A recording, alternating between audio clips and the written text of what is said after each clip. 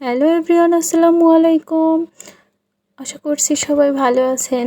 আপনারা দেখতে পাচ্ছেন আমি এখন মরিচ গাছ থেকে মরিচ তুলছি, আর এই মরিচগুলো দিয়ে কী হবে একটু পরেই আপনারা দেখতে পারবেন। তাহলে চলুন ভিডিওটি দেখে নিই। এই মরিচ দিয়ে আমি চলে আসলাম জাম্বুরা মাখানোর জন্য। তাই প্রথমে আমি জাম্বুরার দুই পায়ের সামনে পেছনে দুইটাই কেটে নিলাম।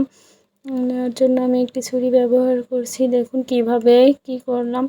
এভাবে কেটে নিয়ে তারপর জাম্বুরার গায়ে সব দিকে আমি এভাবে করে একটু একটু গ্যাপ রেখে রেখে এভাবে দাগ টেনে নিব, মানে একটু একটু করে কেটে দিব। তাহলে আমরা এই জাম্বুরাটি ছিলতে খুব সহজেই ছিলে ফেলতে পারবো। দেখুন কিভাবে আমি এই জাম্বুরাটি ছিলে নিচ্ছি।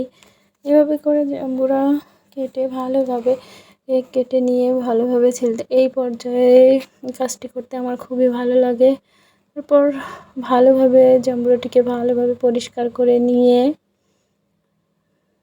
তারপর এইভাবে করে আঙ্গুল দিয়ে চেপে মাঝখান থেকে দুই ভাগ করে নিতে হবে।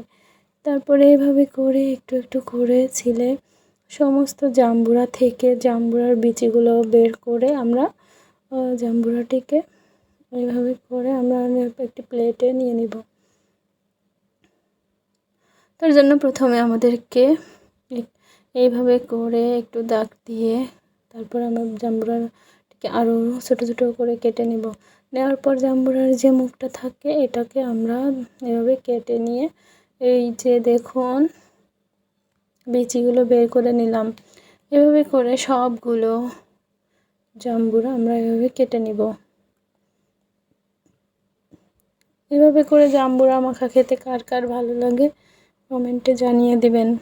এ পর্যন্ত যারা আমার ভিডিওটি দেখছেন ভিডিওটিতে লাইক কমেন্ট এবং শেয়ার করবেন। এই যে দেখুন দেখতেই পাচ্ছেন। তারপর আমি কি করছি, এভাবে করে একটু একটু করে জাম্বুরা আমরা ভালোভাবে খোসা থেকে ছাড়িয়ে নিব।